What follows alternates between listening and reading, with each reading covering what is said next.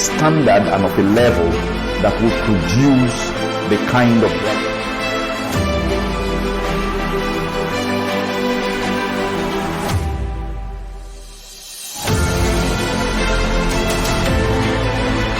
the potential and possible sources of funding to put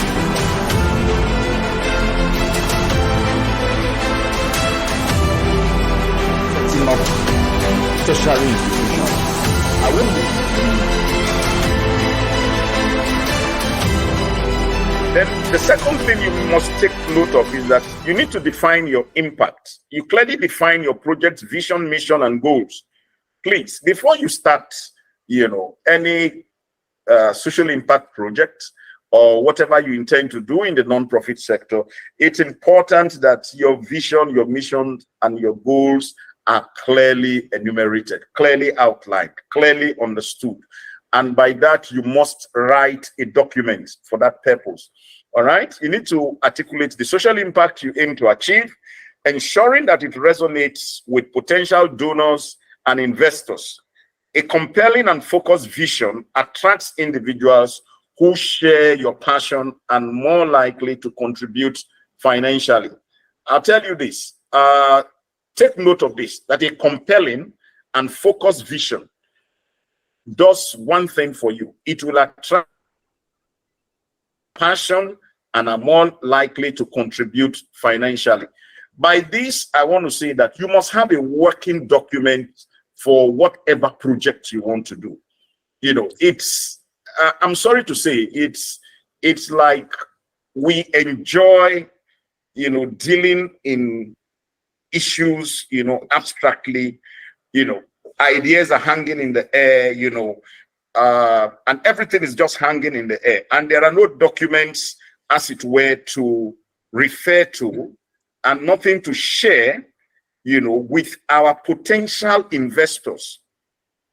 It's not going to be easy for us to get funding when we don't have, documents, to the effect of explaining very clearly what our endeavors are about. So please, this compelling and focused vision must be written down clearly. It must be well understood. The goals and the mission must also be well clearly enumerated. Then you need to craft a compelling narrative around your project's impact and the lives that it will touch. You need to share stories of individuals or communities positively that are affected by your current interventions or your proposed interventions. All right? You need to utilize multimedia platforms to convey your message effectively, including videos, photographs, and testimonials. All right? A powerful story usually will connect emotionally with potential funders, increasing the likelihood of support. There is a lot we can say about developing a powerful story. You're being able to communicate very clearly to your potential funders is a very strong point in getting funding. Then of course, when you've done that, you've put the document in place, and it's clear to your organization first and foremost. You then need to set up an objective fundraising and financing committee or panel to attain to your objectives. A fundraising and financing committee cannot revolve around one person.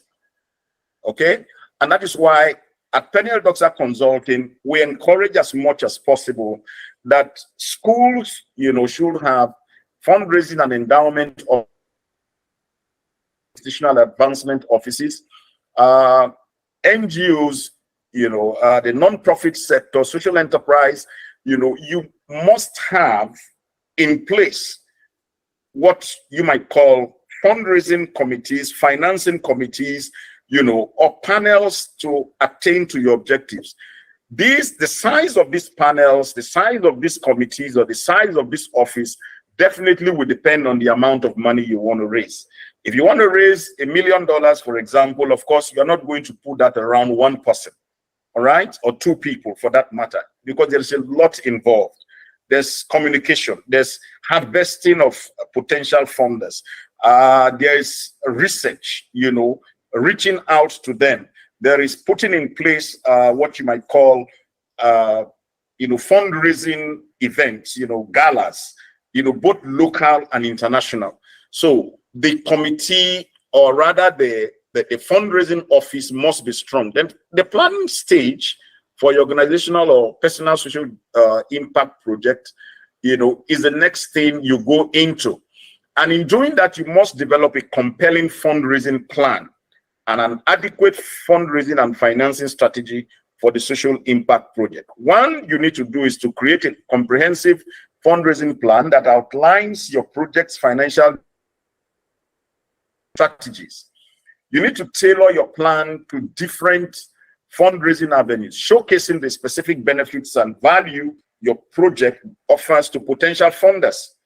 Incorporate diverse fundraising methods such as events, online campaigns, sponsorships, and direct appeals. Please, I want you to take note of something. What is the value that your project gives to potential funders? Now, if you will not hear anything today, please, I want you to pay particular attention to this. Many times when we go seeking for funds, when a typical non-profit, you know, in this part go seeking for funds, one of the mistakes is, you know, we just have this assumption that whoever we go to, they owe us something. And as a result of that, they must give us, you know, while we give them nothing. All right. And that is a very wrong premise to stand on, please. I want you to take note of that. It's a very wrong premise to stand on. I was training a university endowment office recently, and I said to them, I said, you need monies to do certain things on your campus. You need certain hostels to be built for you and the rest like. Why don't we do something, and this will be along the lines of, you know, offering service to one of the big telcos or big telecom companies. Now, I said, this telecom company, we called a particular one, and then I said, what is their subscription rate in your area? I mean, how does it look? Are people using their service and the rest of it? And I said, for your catchment area, you are close to about 3 million people. So why don't you undertake a research, use your research department, your marketing research department, to, you know, come out with findings, you know, of exactly the amount of, you know, activities which that telecom company has in that your particular catchment area of about 3 million people. And when you do that, when you get the figures, you can then propose to the telecom company and say, look, you know what, we can do this for you further. We can do a float for you. You know, the float in Ghana is called Jama, you know, in Nigeria, you know, it's like, you know, the days of rag days and the rest of it.